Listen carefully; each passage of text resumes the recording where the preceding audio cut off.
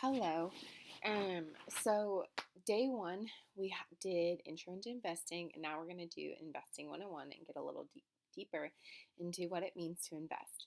So, the first thing I need you to do is using your group, so using the people around you, you're going to read through the investing introduction infographic and answer the 4 questions. So, if we're looking at our notes, um, it's right here. You'll click here to get the article.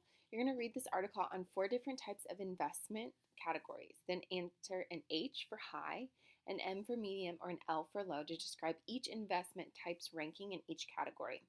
For example, an investment carries a large possibility of making a lot of money.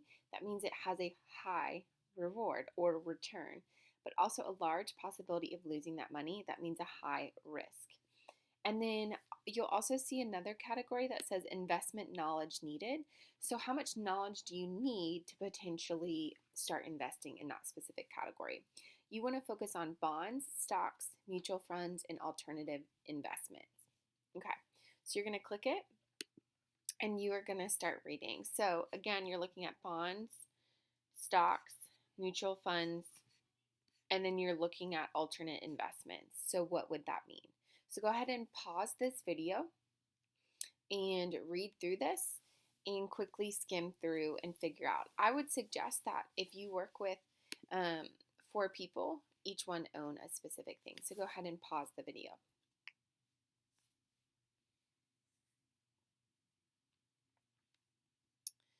All right, so when we're looking at there, a couple things I want to go ahead and point out is bonds.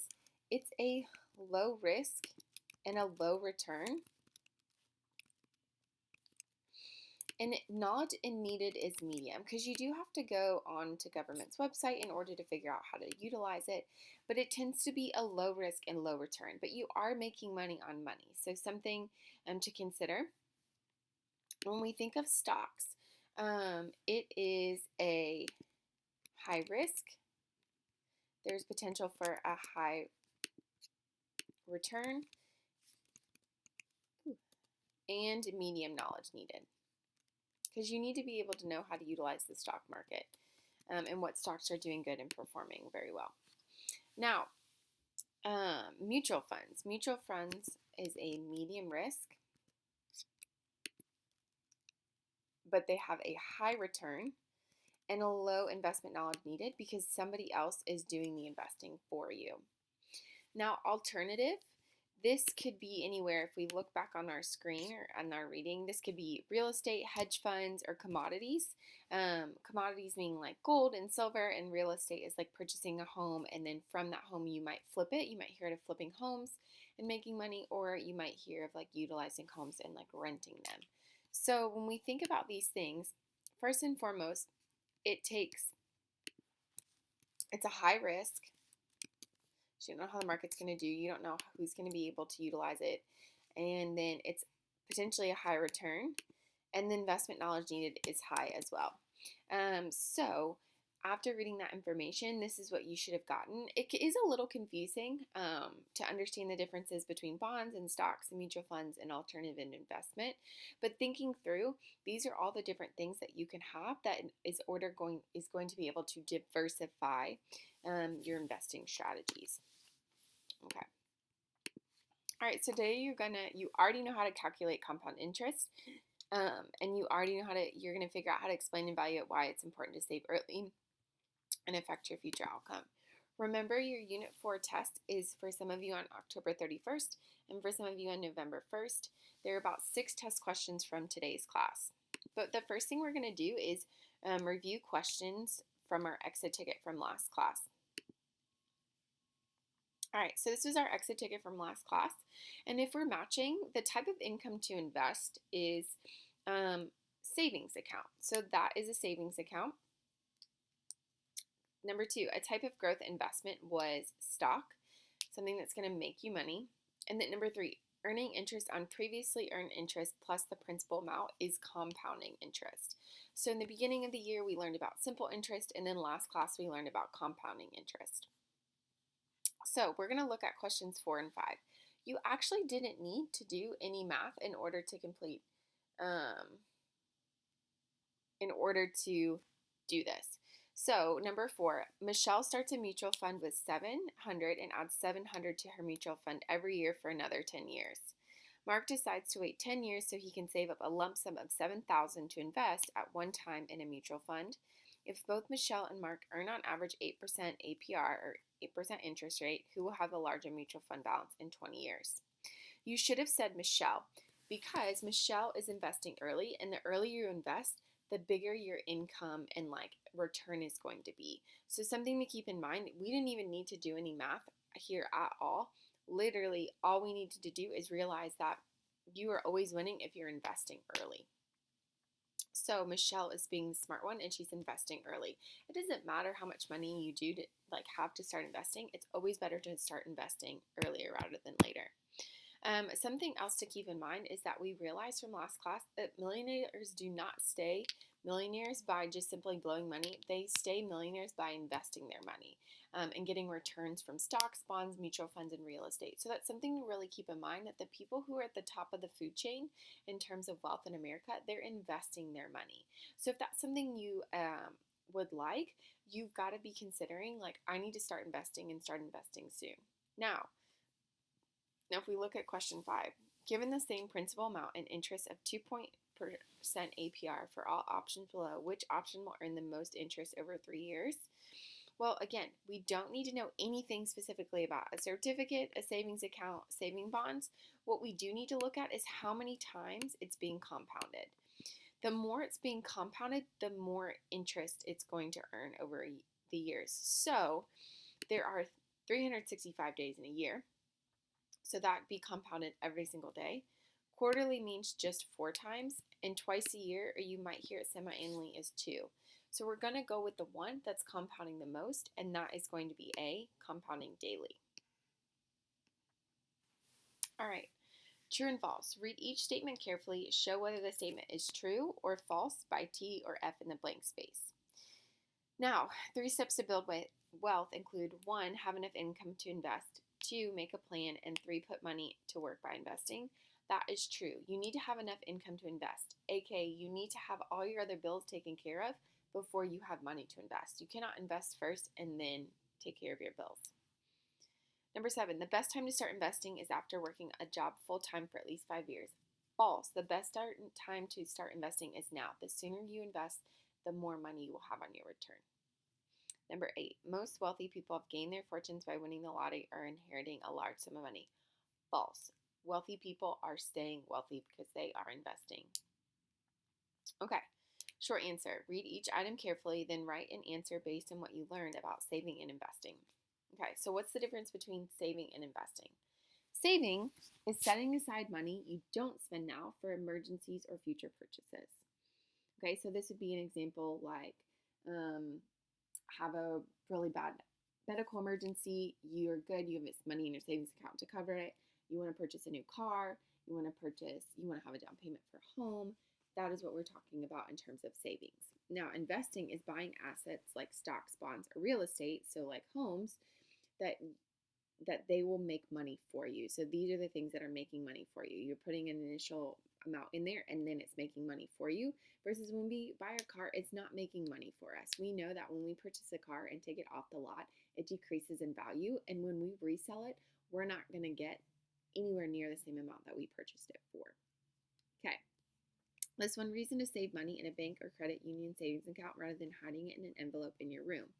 Well, first, you can earn interest. Every time you put money in your account, you can earn interest on it. And then number 2, it's insured. So if anything were to happen, like at your home, if there was to be a fire, your money is burnt up, there's no way to prove that you had that money, and so you don't get that money back. Versus in a bank, if something were to happen, like your credit card gets stolen, your debit card, and somebody use it, they can see that it's not you and you get your money back. Okay. All right, number 11. On 500 earning 5% interest rate, calculate the ending balance after 2 years if interest is compounded semi-annually.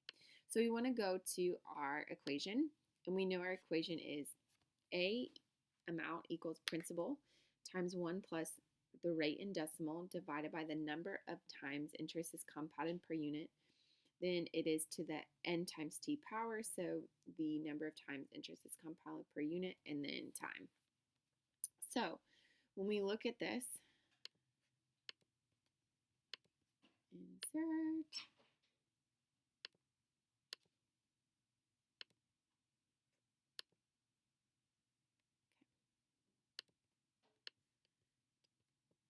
let me make it big for you all. Okay, so we don't know what amount is, but it's 500 times 1 plus, so the interest rate is 5%, and we have to move the decimal point 2 in order to make a decimal, so to be 0.05 divided by 2, because it is compounded twice semi-annually, so twice in a year. And then we are going to, it is compounded twice in a year, and it's going to happen for 2 years. Okay, so when we do this equation, we're going to go ahead and solve. 1 plus, when we do 0.05 divided by 2, we get 0.025. Okay, so we get 0.025. So now I'm going to write it 1 plus 0.025 is 1.025 to the 4th power. Now we have to do 1.025 to the 4th power first. So we have to do that, and when we do that, we get A equals 500 times 1.1038, and there's a lot more numbers. So now we have that information. When we take 500 times 1.1038, the amount that we would receive after 2 years is $551.91 that we earned. We earned $51.91 alone in interest. So that is what you should have gotten for that information. Let me go ahead and like that. Okay. All right, we want to look at reasons to invest.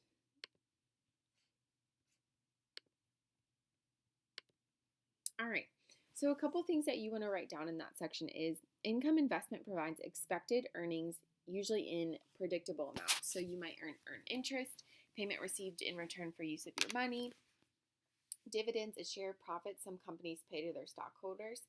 So depending on how a company does at the end of the year, if you're a stockholder, they might give you some of that money, and that is known as a dividend. So every year you might receive dividends.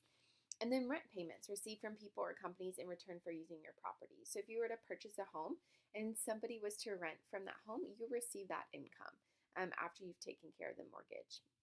So something to keep in mind. Growth investments are purchased because of the potential that the value will increase over time, and an unpredictable amount of money is received when investment is sold. So this could be real estate, business, crops, or like precious metals. So there's a couple of kinds of investments. There's a mutual fund. A financial professional manages your money, and they invest it in a wide variety of stocks, and they are easy to buy and sell quickly. They also tend to increase at a high percentage rate than inflation, which we're going to talk about inflation later in this lesson. Now, real estate is the value of land that can increase or decrease depending on the city and the neighborhood it's in. Buying real estate now means you always have something in the future to fall back on. So real estate tends to always increase in value. Now, there have been times in our history, specifically 2008, where investment has decreased in value, but usually it's a pretty safe bet, and over time the price of it increases as long as you keep it up and keep it looking nice and keep it up to date. Now, wanted to review 3 ways to build wealth. Again, was number 1, make enough money to cover essential expenses and have something left to save and invest. 2, have a plan to save and use part of your income to invest. And 3, invest to put money to work for you. So those are the 3 ways to consider building wealth. So make sure you have some of this information down in your notes. Now, we're going to watch the impact of inflation on savings. After watching the video and reading the brief bucket analogy, pages 1 and 2 only, which we'll get there, answer the following questions. If you look at average interest rates on saving accounts today, how do they compare with inflation? And explain why investing in some riskier options is necessary if you want to grow your money substantially for the future. So the reading is right here, so I'm going to click on it. And the video is right here, so I'm going to watch it.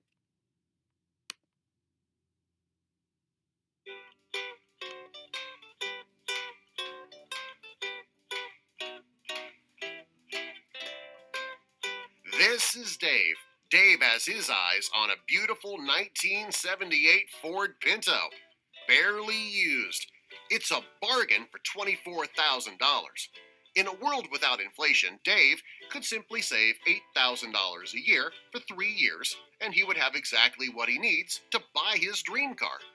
But what happens when we add 3% annual inflation, the historical average in the US? The price of the car jumped from $24,000 to over $26,000, an increase of more than $2,000. And that's the curse of inflation. Your money is worth less in the future. Take a common household item like a table. In 1913, the price of a table was $20. Today, that same table would cost you $470. That's an increase of 2,253%. So if your assets are in danger of being overcome by the rapidly rising waters of inflation, what can you do? How can you get ahead? You have to grow your assets faster than the rate of inflation. You have to outpace it. But if that's true, then bonds, savings accounts, and money markets are out because their rate of growth is just too small. Inflation will gobble it up. If you want to grow your assets faster than inflation, you'll need to invest in stock or real estate. Both have a track record of beating inflation. For example, historically, stock has earned a premium of 6.6% over inflation over time. So if you were to invest $1,000 today and earned 6.6% each year in 30 years, you would have $6,803, and that's after inflation. Or, better yet, imagine that you invested $1,000 each year over that same period. After 30 years, your cumulative investment would have grown to $87,928 after inflation. And that should be more than enough to buy the Ford Pinto of the future.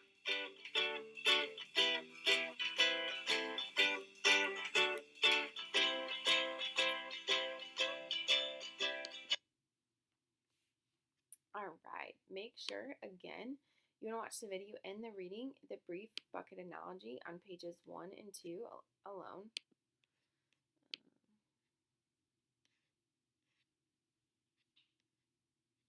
So these two things. So the impact of inflation on savings. The obvious impact of inflation on your savings is that the purchasing power is eroded. This means that if you stash $100 under the mattress today and inflation is 3% per year, when you come back a year from now, your 100 will buy 3% less stuff. Put another way, you would need 103 to buy the same amount of goods a year later. When you extend this to 10 years, you might think that it would mean that you would need 130 to buy the same amount of goods, but because of the effects of compounding, you would actually need $134.39. As time goes on, the impact of only 3% inflation compounds make it even worse. Even though we intimately equated with working of the atom bomb, Einstein called compound interest the most powerful force on earth. Unfortunately, compound inflation is just like compound interest working against you. When you look at the effects of 3% inflation on your savings over 25 years, we find that prices will have more than doubled and you will need $209.38 to buy the same basket of goods that 100 would have bought 25 years earlier. Inflation causes uncertainty. Because the value of your money is constantly changing, this makes planning for retirement especially difficult since it's like shooting at a moving target, especially since you don't even know for sure what the annual inflation rate will be. Inflation, the leaking bucket. Over the long run, since 1913, inflation has averaged more than 3%, so on average, it has taken less than 22 years for prices to double. So as you are saving, it is like trying to fill a bucket while 3% is leaking out. So therefore, you have to put it in faster than it leaks out. What about interest on your savings? So far, we've only looked at savings that were put under the mattress. What if you deposit them in the bank? Won't that help? If the interest rate is equal to the inflation rate, then it would be like having a small faucet pouring water back into your bucket at exactly the rate it was leaking out. Unfortunately, current bank interest rates are at a historically low level, so there's only a drip going into your bank bucket from the interest, and so the level in that bucket has been declining almost as fast as the money under the mattress. Depending on what you invest, some investments may do better or worse compared to inflation. Commodities like gold are often considered an inflation hedge and are extremely long periods. Gold and silver do retain their purchasing power, but often during the short run, distortions can occur and cause their value to become over or underpriced. Over the last 15 years, inflation has been relatively low, and gold and silver have outperformed the effects of inflation, but they may not always be the case. The major disadvantage of commodities is that they do not provide a current income flow, and so you are entirely dependent on appreciation keeping up with inflation. Real estate is another commodity that has been thought to do well at keeping up with inflation, which was true for many years until the market became overheated and real estate values plunged. So, like everything, buying at the right price point is still important.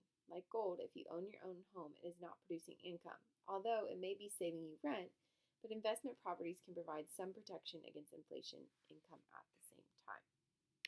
So go ahead and pause this video and answer questions 1 and 2.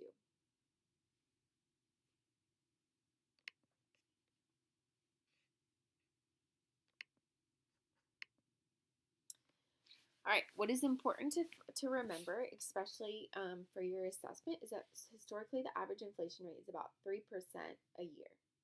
Okay, so 3% a year. Now, time value of money, yesterday, today's, and tomorrow's. This means that any money you save today for retirement will not buy as much stuff in the future when you retire as it will now. So keeping that in mind, so that yes, today something might have cost you $1 and you put it in the account, but tomorrow that same thing is going to cost you $1.03, and then the following day it's going to cost you $1.06, and then $1.09, and then $1.12. So yes, you're saving money, which is important, but you need to be saving higher than the inflation rate. All right. So what causes inflation? So there's 3 things that cause inflation. Consumer confidence. When the economy is doing well and lots of people have jobs, they buy more things, which makes sellers charge higher prices so they can make more money. Okay? Makes sense. But also we see this in like new products that come out. We know that like the iPhone 11 is a lot more than the iPhone 10 and 8 and so forth. Also, a decrease in supply. When more people want to buy something, that means there's less of that thing to buy. So sellers increase the price that fewer people will buy it. So we see when there's little of something, people will increase the price. You might see this when it comes to natural disasters like gasoline is not able to get into the different gas pumps, and so you see people charge outrageous prices for gas. And then business decisions. Sometimes the businesses raise prices simply because they know people are willing to pay more to get their product, aka Apple. Okay, let's look at inflation by the numbers.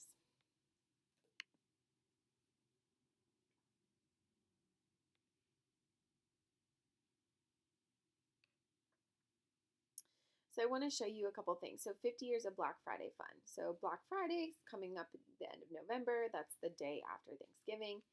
So we think of like a Lite-Brite. In 1967, it was almost $7. Now it'd be $50. Remote control car in 1968 was $4, and now it would be $27.43. An Easy Bake Oven in 1969, it was almost $19, and now it's almost $124.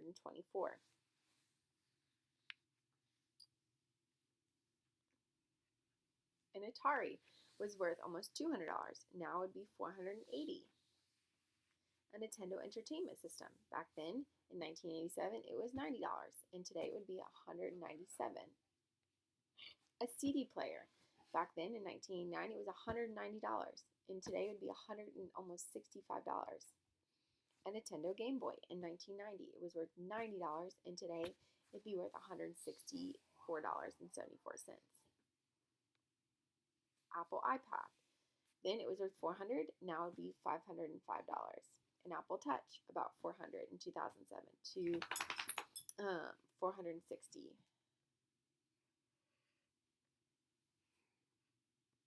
Self-balancing scooter. In 2005, it was $500, and then in the beginning of 2006, it was $504. So you guys are kind of seeing the differences of inflation and what happens with that annual 3% interest rate. Some other things I kind of wanted to show you is I wanted to pull it up kind of around the time you guys were born. I know that some of us were not necessarily born in 2000, but I wanted to get as close as possible. So in January 2000, a barrel of oil was $24, but in March of 2014, it was $100. A new car on average was $20,000 in 2000, and then now a new car on average is $31,000. Average monthly rent in 2000 was $635, and then in March it was $890. Cost of living in 1975 versus 2000. In 1975, a new house was $48,000 versus today it's $27,000. New car is $3,800. Now it'd be $31,000. A movie ticket was about on average $2.03. Now it's $8.17. Milk was about $1.65 a gallon, and then today it's about $3.49 a gallon. Inflation by the city from 1941 to 2018. So we're looking like at a different thing. So if we're looking at $100 in San Francisco, it is at $1,137.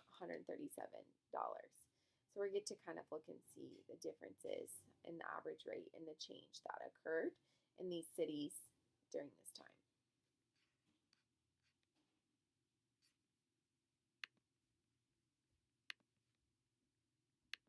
Okay, so what comes to mind when you hear the term stock market?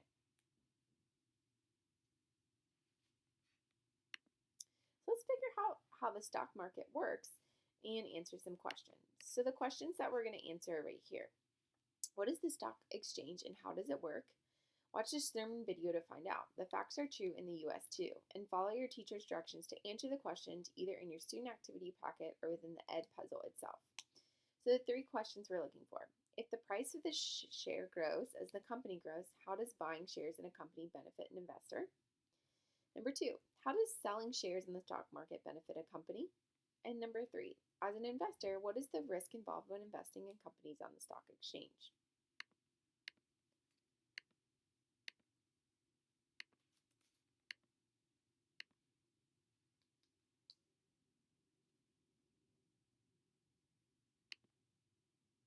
What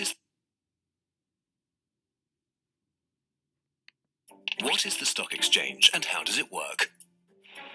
The stock exchange is nothing more than a giant, globally networked and organized marketplace where every day huge sums of money are moved back and forth. In total, over 60 trillion euros a year are traded, more than the value of all goods and services of the entire world economy. However, it's not apples or second-hand toothbrushes that are traded on this marketplace, but predominantly securities. Securities are rights to assets mostly in the form of shares. A share stands for a share in a company.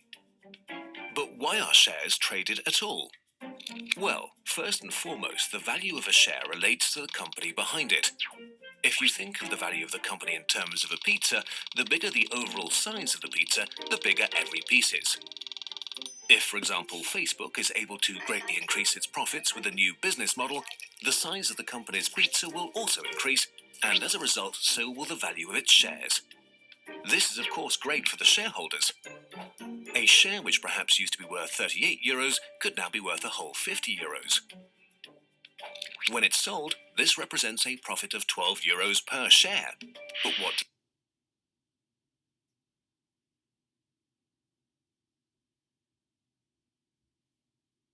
So when you're looking at this thing, what you should be seeing is the investor will be able to sell these shares for a higher price and make a profit. But what does Facebook gain from this? The company can raise funds by selling the shares and invest or expand its business. Facebook, for example, has earned $16 billion from its listing on the stock exchange. How does selling shares in the stock exchange benefit companies? They can receive funds to further expand their company. So this allows for them to invest. So fun fact is Facebook purchased Instagram a couple years ago, and they were able to do this sort of stuff because of the stock market. The trading of shares, though, is frequently a game of chance. No one can say which company will perform well and which will not. If a company has a good reputation, investors will back it. A company with a poor reputation or poor performance will have difficulty selling its shares. Unlike a normal market in which goods can be touched and taken home, on the stock exchange only virtual goods are available. They appear in the form of share prices and tables on monitors. Such share prices can rise or fall within seconds. Shareholders therefore have to act quickly in order not to miss an opportunity. Even a simple rumor can result in the demand for a share falling fast, regardless of the real value of the company. All right, what is the risk involved when investing in companies on the stock exchange? You can lose existing shares if value stocks do not increase. Investors might sell them at a higher price.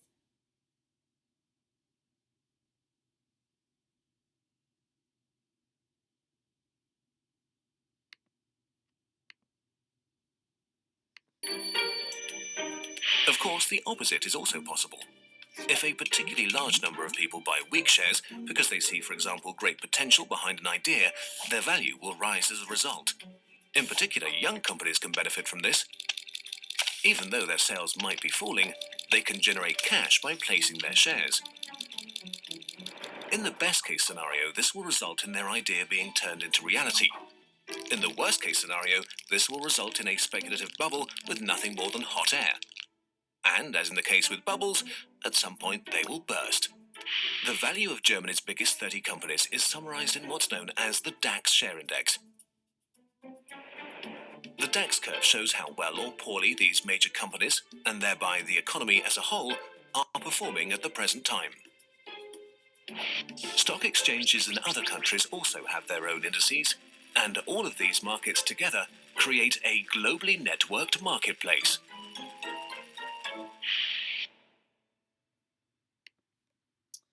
Awesome. Okay.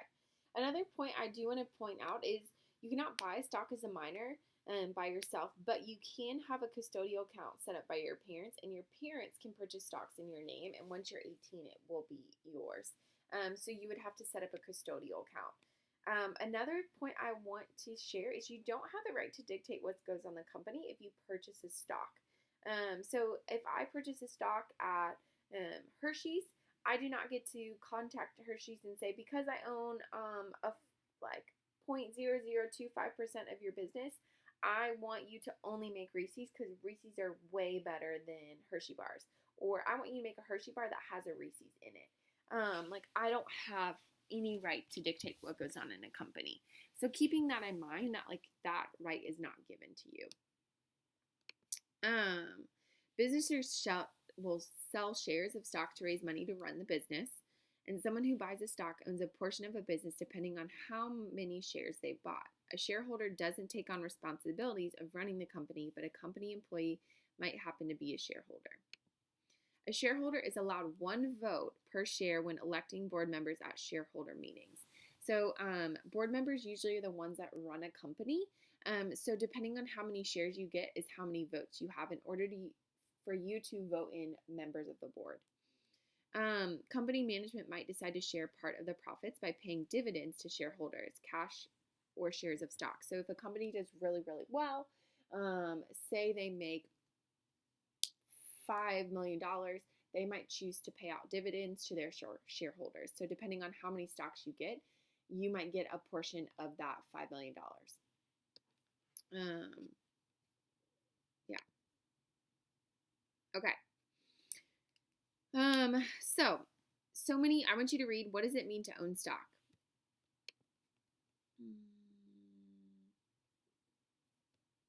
So go ahead and read, what does it mean to own stock? So many resources on personal investing center around ownership, that's Memphis, of stocks, but what exactly does it mean to own stock as an investor? This article, Personal Finance 101, what exactly does it mean to own stock? From the Simple Dollar explores the basics of stock ownership.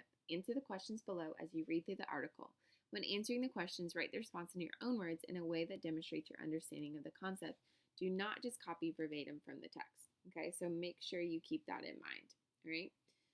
So a couple things that I want you to do is I want you to answer questions 1 through 7. So you're going to click on this link. You are going to read the information, in order to do it. So go ahead and hit pause on the video and do that.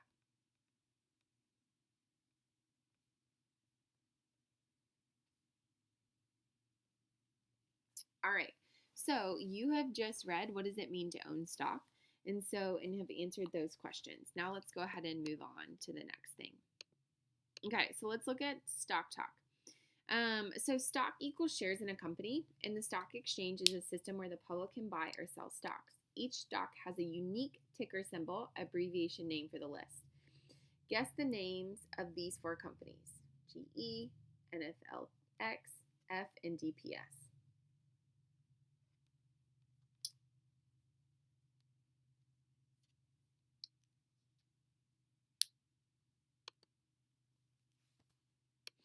All right, so looking right here in your notes, I want you to write this information down. There will be a question on your test where you have to write 4 out of 5 of these things. So there are 5 specific things, and you have to write 4 and what they mean. So you're not going to write the name, you're going to write the meaning. So you'll be writing this part down. Memphis is literally putting his head on the screen right now, and it is the cutest thing, guys. The very cutest thing as I'm recording. He's not very happy that I'm trying to do some work right now. It's really, really funny, and I'm going to tick him off right now. All right, so he moved his little head. All right, so what you're going to write down is this information. So NYSE means the New York Stock Exchange, where stocks is bought and sold. It's in New York City. It's really cool. It's in the financial district near where the trade buildings are. Really, really cool. NTFLX is the ticket symbol for the company name Netflix. So you usually don't see like a full company name. It's in an abbreviation. So in this instance, I'm showing you an example of a popular company we all probably utilize at least once a week. So Netflix. Bid. So in this instance, it's $64.90, and that's the current purchase price for 1 share of Netflix stock that people are willing to pay.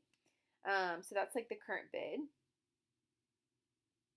So, and then the ask is $65.19. So the current asking price for 1 share of Netflix stock that the company Netflix itself is willing to sell for. So people are saying, all right, it's worth $64.90, but Netflix is saying, well, I want you to pay $65.19. And then last, $64.50 is the last price paid for 1 share of Netflix stock. So that was the last price. So you're kind of seeing who before me and what did they pay.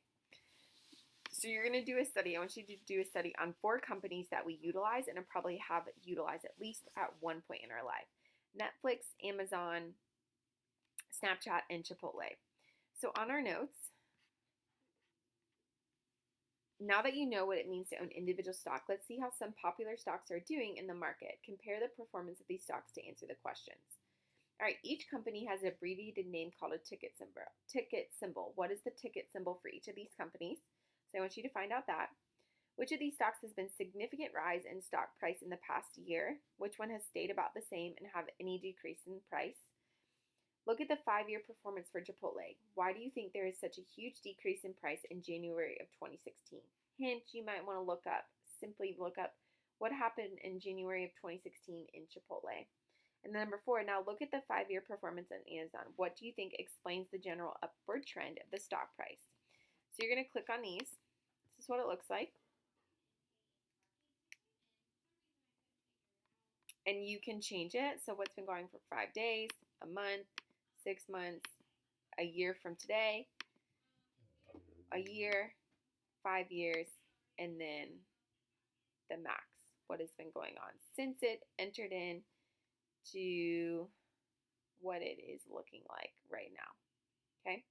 So crazy, just so you see, in September 14th of 2018, a share was 1,970. That's insane, guys. That's super crazy. But you can see the different upkeeps and things through Amazon. Okay? And seeing that if you were to have invested in Amazon in May 16th of 1997, if you had invested, it was $173 a share. Say you bought 100, so 100 times 1.73. So you spent $173, okay? And let's see, current worth is 1717 times 100 minus what, 171 or 173. Guys, you would have made $171,529 if you just purchased 100 shares at 1.73. So seeing that, yeah, it takes some time, but over time what we can see is if we keep our money in the stock market, boom, we see a huge turn in investment. There's a risk, and what we see is the risk is like it increases, and it's decreased before, but it can provide you with a lot of money, which is really, really awesome. And at this point, what we're probably is going to be true is we're not going to see Amazon probably dip down under 1,000 anytime soon.